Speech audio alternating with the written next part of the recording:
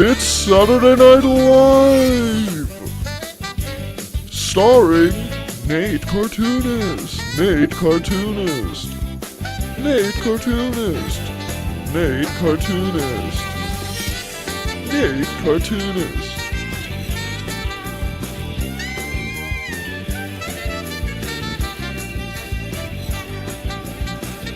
With your host, Nate Cartoonist. And musical guest, Chapel Roan. Now please welcome your host, Nate Cartoonist. Thank you. So I recently watched the movie Saturday Night, and while this video isn't a review of that movie, one thing that really stuck out to me while watching it is how 50 years ago, Saturday Night Live was this cutting-edge piece of comedy run by a bunch of young people. NBC is lucky to have something as relevant as this show. One they don't even want. That's logical, Vic. That's why they're paying us all to be here. I mean, we're 90 minutes of live television by a group of 20-year-olds who've never made anything. Do you ever stop and wonder why they said yes? A counterculture show starring total unknowns with zero narrative and even less structure. And now we jump ahead 50 years later, and it looks like this. As you may have seen on her live, your bestie took a major L while driving her Hellcat. And honestly, that's not a fair comparison to take one of the worst sketches from one of the worst episodes of Saturday Night Live and say that this is representative of what the show is like as a whole. With that being said, we will talk about the Elon episode later because I do think it's worth talking about. But I've also been listening to the Lonely Island and Seth Meyers podcast and listening to them reminisce about their era of Saturday Night Live, which is around like the late 2000s, early 2010s. And while I'm obviously biased towards this era because it's the one I grew up on, I think it's undeniable that that was the last time SNL was really churning out big comedy stars. A lot of names that are super popular today came out from that era of SNL. Bill Hader, Andy Samberg, Jason Sudeikis, Kristen Wiig, Fred Armisen, Seth Meyers, John Mulaney, who is huge right now, was a writer at the time. Since that era, I think the two biggest stars to come out of Saturday Night Live would be probably Kate McKinnon and Pete Davidson, and Pete Davidson's way more famous for who he fucks than his actual body of work. So before we jump into this, I want to go over what this video is not.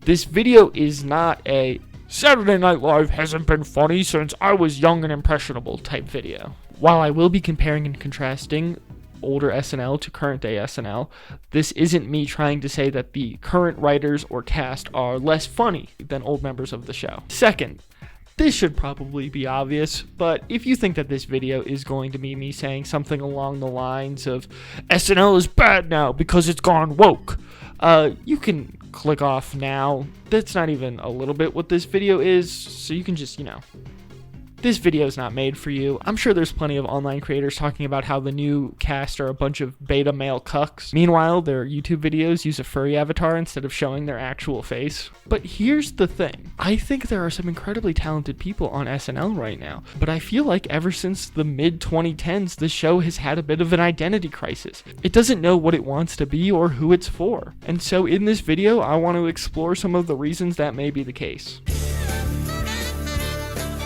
I think the best place to start is around season 37, which took place in 2011. This is when most people would consider to be the final season of that era of SNL I was talking about earlier.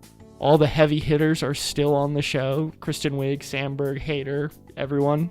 And the show feels just as fun as ever. Political sketches tend to not age very well, but I actually do really like this one where Obama is talking to Joe Biden after he just legalized gay marriage in the country. Biden is characterized like a teenager that's living with Obama, and then it turns out that he has an imaginary friend, which is just George W. Bush, who got lost in the White House and hasn't been able to leave. It's a funny and unique idea for a sketch that plays into the personalities of these politicians that we know, and it isn't just a recap of the debate or press conference from the night before. Also, this joke aged in a pretty funny way. You're a great vice president, Joe.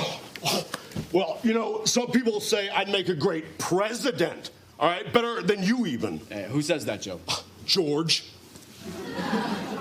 We're going to talk about your imaginary friend George again. He's not imaginary, he's real. When working on a show like Saturday Night Live, which is live and you have a week to make, it's impossible for every single sketch to be a banger.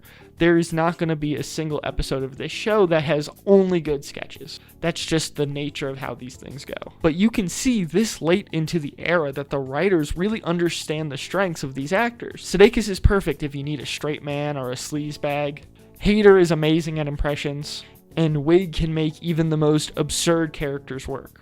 There are a decent amount of jokes in these episodes that aren't that funny, but got a laugh out of me because of how well they were performed. Greg, I gotta ask you, have you ever seen a woman hit anything that hard? Oh, yeah. Yeah, well, do you remember who? No. Okay.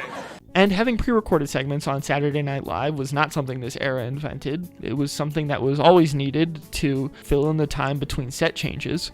But this era made them an actual enjoyable part of the show. I can't be the only person that remembers Saturday TV Funhouse coming on and immediately rolling my eyes because those were never as funny as the rest of the show. But The Lonely Island made digital shorts one of the best parts of each episode, and the production quality was always incredibly impressive considering they had to make a song and then film and edit a music video within the span of a week. And again, I'm not trying to say that this era was perfect, but the trust between the writers and the performers makes basically any of these sketches at least enjoyable to watch. Now let's skip ahead 2 seasons to when almost all of the main cast has left, and we're in what you would call a bit of a transitional period for the show. And this is pretty common for SNL. All the heavy hitters leave, and then a bunch of fresh talent is brought on board, and the show needs to figure out how to properly utilize each person and see who works and who doesn't. These eras tend to consist of a lot of throwing stuff at the wall and just seeing what sticks. Like, I'm going to show you some of the names from the opening credits of season 39. You tell me how many of them you recognize. Nassim Pedrad, John Milheiser, Mike O'Brien, Noel Wells, Brooks Whelan. Keep in mind, this season was over a decade ago. And this is not me trying to talk shit about these guys because it's absolutely not their fault. This cast is not bad at all, but it feels like the only 2 actors in this that the show cares about are Taron Killam and Cecily Strong. I mean, holy shit, they are in every fucking sketch. They even put Cecily in Weekend Update for a while, which I think shows they were just trying anything at that point. It just felt like such a baffling decision. It doesn't really play to her strengths at all. And I'd like to thank you too, Seth, because I'm sure that you're very busy, and I don't know that I'll see you for a little while. Jacob, are you crying? Happy Hanukkah, Seth. Oh, Jacob, buddy, it's okay. Even after I leave, you can still talk to Cecily. Hi, Jacob. Yeah, okay, good luck with that, kid. We'll see who's hosting Weekend next season. And you could tell that the people running the show, Lorne or whoever, really wanted to have their cake and eat it too, because normally when someone hosts Weekend Update, they tend to really only do that. Maybe they'll show up in a sketch every once in a while, but that's about it. In one of the episodes I watched, Cecily was in Weekend Update and then proceeded to be in the following 4 sketches. And they weren't even like small roles either. She was like the main woman in these sketches. And this not only feels unfair to the other cast members, but also to Cecily, who I'm sure was being overworked to a ridiculous degree at this point. Like, there are a lot of sketches in here where she's just playing a generic woman. Are you really telling me we couldn't let one of the new cast members try out this role that wasn't super crucial to the comedy of the sketch? There's no reason to do this other than Lorne Michaels getting worried that if he puts too many new cast members on screen at once, audiences are going to get confused and scared and turn off the TV. But I get it. With a show like this, you can't just immediately join the cast and then expect the writers to write great sketches for you. That comes over time, and you gotta earn your place on the show. You play smaller parts and you work up to the big roles. And they had a lot of new people on the show at this point, so the core cast that was still there had to carry their weight a bit harder than normal. So now let's jump ahead to season 40 and see how that looks. Honestly, we're 1 season later, and this feels like a step in the right direction. Seth Meyers has left the show to host Late Night. Now the writing team and Weekend Update are being co-led by Colin Jost and Michael Shea. And I love Seth, don't get me wrong, but I do think when the cast goes through a big shift like this, it can be good to shake up the writing staff a little bit. Seth was used to writing for different people, and I think that shows. This season feels like it's trying to do more of its own thing, instead of trying to stick Taron Killen in some Bill Hader-shaped hole. And I feel like we're starting to see more of the new cast members like Jay Farrow, Kyle Mooney, Pete Davidson. Overall, this season is solid. I doubt anyone thinks of it as their favorite, but it's hard to hate it too. The show is starting to find its own voice. And hey, we're on a great trajectory here. Next season is going to take place in 2015, and I'm sure nothing significant will happen then to change the trajectory. Ladies and gentlemen, I am officially running for President of the United States, and we are going to make our country great again. Fuck me.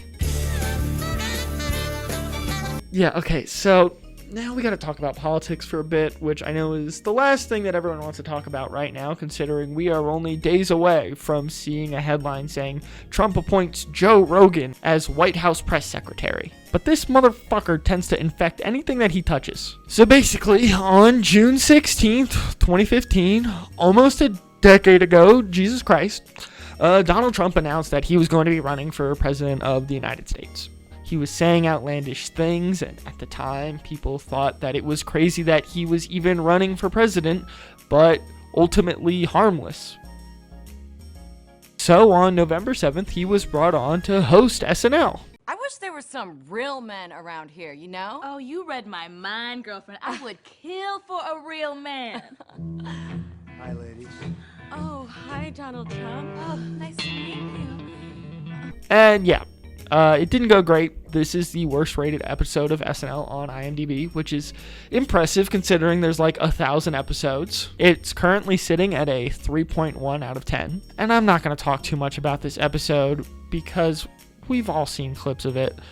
It's pretty clear watching it or listening to cast members talk about it that Donald Trump really seemed like he didn't know what he was doing or wanted to be there.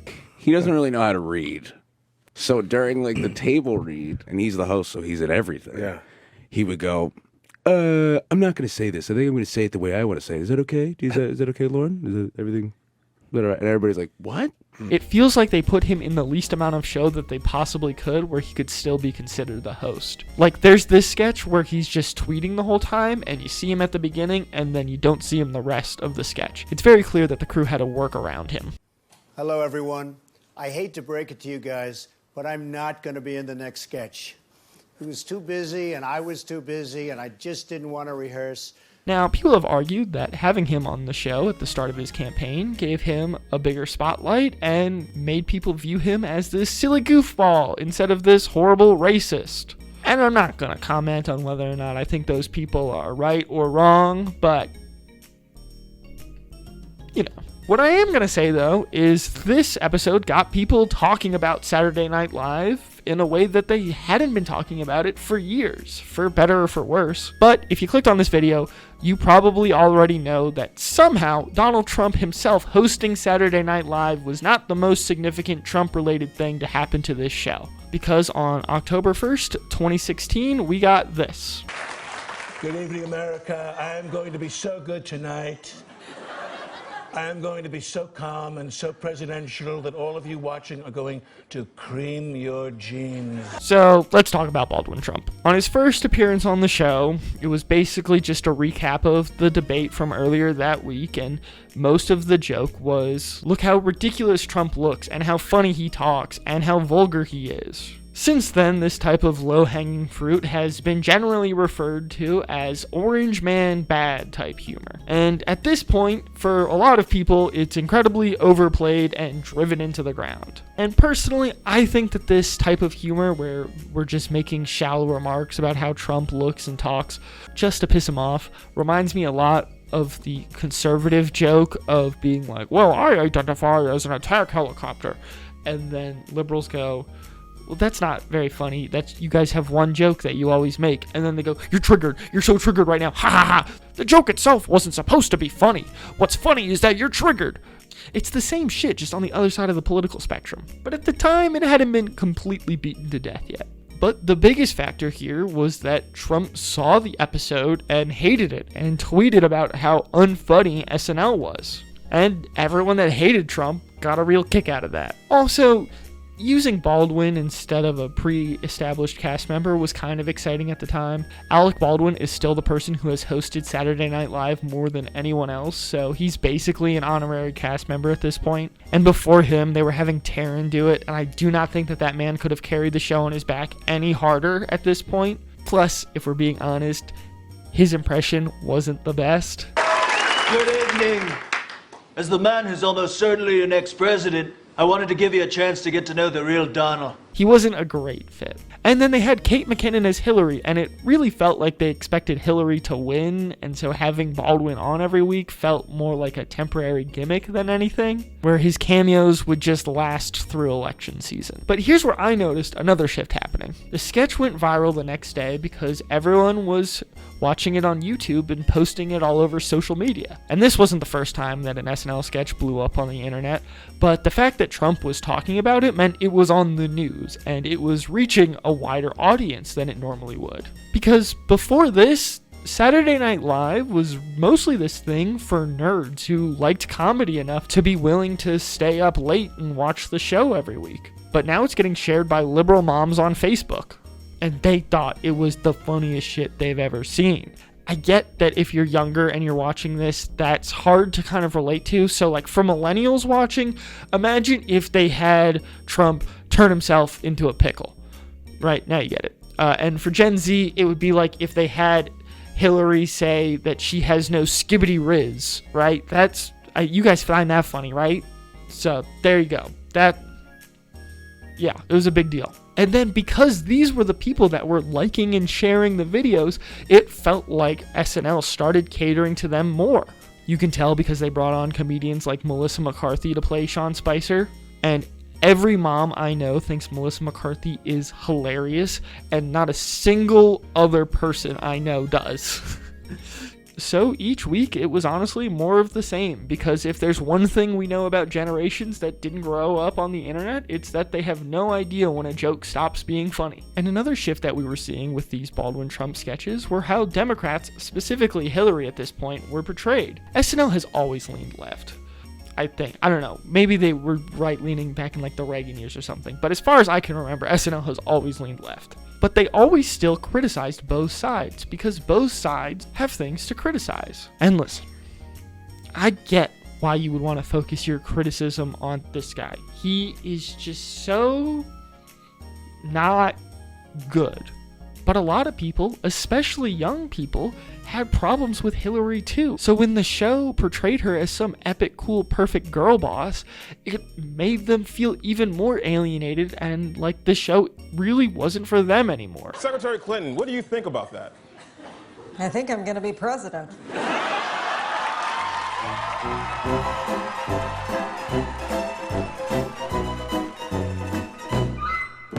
But meanwhile, your 45-year-old aunt who always votes blue no matter what, but mistakes her Mexican neighbor for a gardener, loved this shit because she was Hillary or bust. And I think that these Trump and Clinton sketches were the thing that really solidified the idea in a lot of people's heads that SNL was cringe and out of touch. It's because they were appealing to a demographic that is inherently cringe and out of touch. And then Trump won. And it turns out that he was not a very good president, and get this, a very good person. So they had to keep bringing Baldwin back every week. And to be fair, I can't really blame Saturday Night Live for this. They had been struggling for seasons now to capture an audience, and this was by far their biggest success. But it feels like they didn't really know where to go from here. Which brings me to the next part of the video.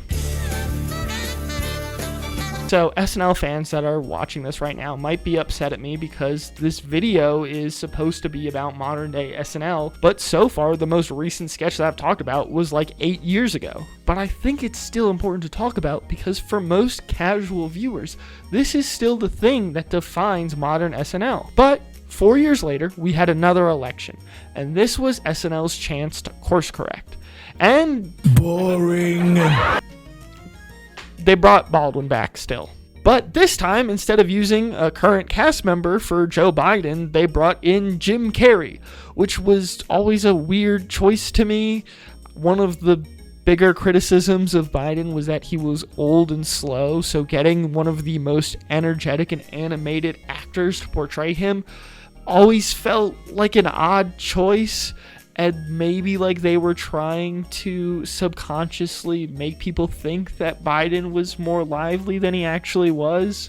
I don't know, maybe I'm reading too much into that one, but it did feel like a really weird choice. And here's the thing. Trump is a very specific type of person, so it kind of made sense to bring in an outsider to play him if you didn't really have anyone that could do a good job on your cast. But Biden is just an old white dude. Are you really telling me nobody on this cast at this point could have done that? But again, it was about chasing social media trends and getting that big headline.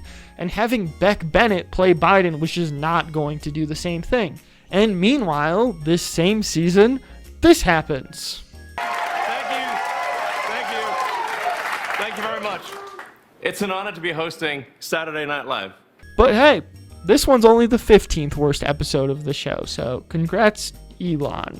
Okay, so yeah, I don't want to spend too much time talking about this episode because it's a bit of a tangent, but if you're unfamiliar with how the show works, the writers get around with whoever the celebrity guest host is for that week, and they pitch sketches to the host, and then they choose what they think is funny and what they want to be a part of. So the fact that everything in the Elon episode felt like something that would have gone viral on Reddit in 2008 was probably not a coincidence. Also, when a host isn't a comedian, the writers tend to work around that by not giving them the comedic roles in the sketches, and instead having them be the straight man. But you definitely get the impression that Elon insisted that he wanted to be the guy with all the big jokes in every sketch, even though whenever he delivers a line, it sounds like this. No, I am not evil. I just misunderstood. And some of the anti-Italian hatred in this courtroom is disgusting.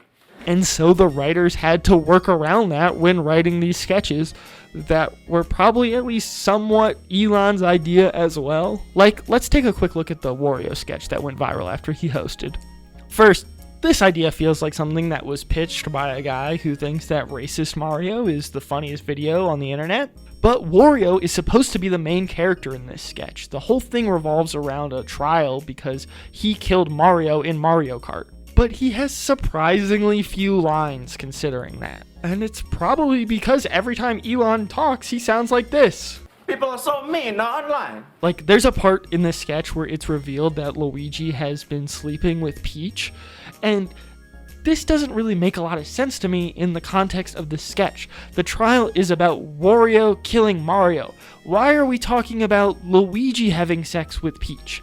Wouldn't it make a lot more sense if Wario had been having sex with Peach, because then it would have been motivation? But I really think that the reason that it's Luigi instead of Wario is because Kyle Mooney does a funnier Luigi impression, and if Elon had to deliver these lines, it would have been unbearable. And again, this is all speculation from my end, but based off of everything that we know about Elon now, I wouldn't be surprised if any of this is true. But ultimately, having Elon on was another tone-deaf hosting choice that was only done to drum up publicity, meanwhile further alienating the core base that loves the show. But now we can jump ahead to the current season of Saturday Night Live, season 50, and once again we are in an election cycle with still Donald Trump again. Really. But this time, Trump is not being played by Baldwin. He's actually being played by a current cast member, James Austin Johnson. And honestly, when I found out that he had been hired onto the show, I was ecstatic because I knew that the reason they were bringing him on was specifically to play Trump. I don't know if you guys have ever seen any of his Trump stuff before he got brought onto SNL, but it's hilarious. When I was leading, Bowser was somebody who, sometimes he would just stay in the castle and sometimes he'd come down and be very mad, but sometimes he would be a friend. Now you look at Bowser and he's bigger than he's ever... Bowser is furious. They call it Bowser's Fury, and he's bigger than he's ever been. That's a big Bowser when you look at it. There's a really big Bowser, and who is Joe sending? Cat Mario, they're sending Cat Mario. And he's not the only one. There were tons of other great cast members that had been added to the show by this point. Bowen Yang has been a breakout star, and I really think that he's going to be the next big comedy icon to come out of SNL. Sarah Sherman is incredibly funny, and I think brings a really unique energy to the show. Please Don't Destroy is kind of like a modern day Lonely Island, but instead of just trying to copy Lonely Island, they're doing their own thing, which is super unique and fresh. Also, Jane Wickline? Jane Wickline? How do I say it, announcer man? Jane Wickline! Yeah, her. I think she's really great. I guess it is worth taking a quick tangent to mention that both Please Don't Destroy and Jane are both considered Nepo babies, and I do quickly want to mention my thoughts on that. So, nepotism is bad, and it's unfair to other creatives that are trying to break into the industry. But unfortunately, it is just a way of life, not only in creative fields. There is just always going to be people that get preferential treatment. And ultimately, for me personally, it comes down to whether or not these people deserve the spotlight that they have been given. Because sometimes these actors or musicians or whatever are great. It feels unfair to me to lump people like Maya Hawke and Jack Quaid in with Chet Hanks and Jaden Smith just because they all have famous parents, you know? Like, some of these are clearly better than others. But anyway, back to SNL. It seems like they've done it. We've got a new and exciting cast, so let's see which one of them they got to play Kamala Harris.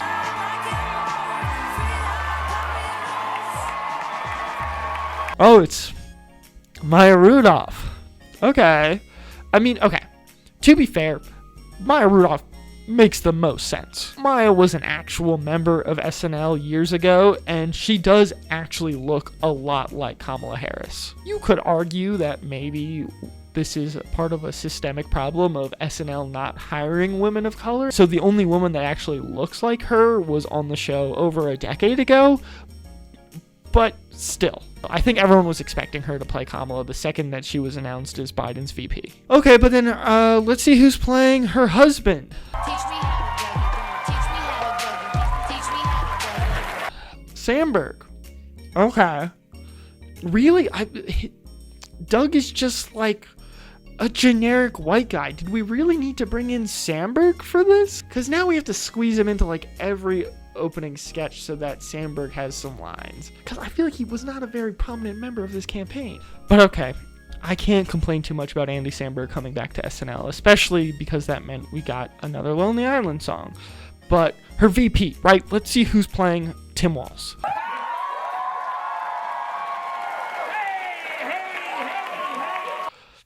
Jim fucking Gaffigan?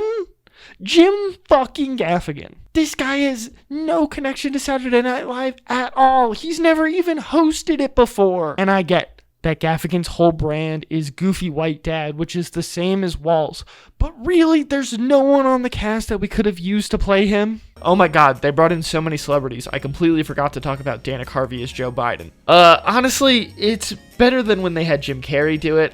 This just makes a lot more sense. I think the impression is a lot funnier and more unique, and obviously Carvey has been on the show as a cast member before, so there's a bit of connection there. It's kind of like bringing on Sandberg, where I feel like it wasn't necessary. Joe Biden was not super prominent in the news to the point where he needed to be in every sketch every week, but then once you bring in a big celebrity like that, you kind of need to figure out a way to shoehorn him in. And again, there's no reason that a current cast member couldn't have played Joe Biden. So it's a lot more of the same, but yeah. And here's the thing. I get that bringing these people back, or on for the first time, can boost ratings. But it just feels so short-sighted to me because there's going to be diminishing returns here. People tune in because, oh, it's this cast member that I really remember liking, but then they aren't forming connections with the new cast members, so they're not going to keep watching once the one that they like goes away. But playing the president on Saturday Night Live can be a path to becoming an incredibly popular comedian. Everybody watches those election sketches every year. Like, imagine if instead of having Will Ferrell play George W. Bush, they brought Bill Murray back. Obviously, he had other big sketches on the show, but I think that he wouldn't have been as big of a breakout star if he hadn't had that role. I at least like that they're having Bowen Yang a gay Asian man play J.D. Vance. I think the idea of having someone who does not resemble Vance at all play him is actually really funny. And it's way more interesting than just having like Sudeikis come back and play him for a couple episodes. So this is what I mean when I say that Saturday Night Live is having an identity crisis. They have this great new cast with endless potential, but instead of giving them the room to let them shine, they keep banking on the name recognition and nostalgia of other celebrities who they give the best roles. And sometimes when they do use a current cast member, it doesn't always play to their strengths. And learning what a cast member's strengths are comes with time, but here's a recent example from the John Mulaney episode. They had a pretty funny What's That Name sketch about the current election, but if you haven't seen those older What's That Name sketches, the host was always Bill Hader, and Hader is really good at impressions, especially old Hollywood type people, so him playing a classic game show host was right up his alley. But here they've had him replaced with this Longfellow, that's his name by the way, Michael Longfellow. And they have him trying to play the same sort of character as Hader, but this isn't his area of expertise, and so because of that, the sketch just feels a little bit emptier. What's that name? Okay, I actually know this. It's Lil Xan. That's right. $5 to you. What's that name? That's my guy, Doug Emhoff. Love him. Wow, impressive. You've just won $5. And that's not Longfellow's fault. They should have given the host a completely new personality that plays to his strengths instead. But here's the good news. Trump won the election. Okay, so in every context outside of this silly video that doesn't matter at all, that's actually really awful news. And if you're a minority, gay, trans, or a woman, please stay safe over these next few years. But for SNL, at least, it means that the party that has been exclusively played by current cast members is going to stick around. So maybe moving forward, we're going to get less cameos from celebrities and old cast members. And maybe we'll see a lot more sketches that give the new cast an opportunity to shine. Because if there's one thing we learned from recent seasons of Saturday Night Live and from this election, is there's no way to move forward if you continue to reminisce about the past. Or just bring Alec Baldwin back and have him play a different politician this time. Thank you for watching the video. Like and subscribe if you enjoyed it. Now, ladies and gentlemen, Chapel Roan.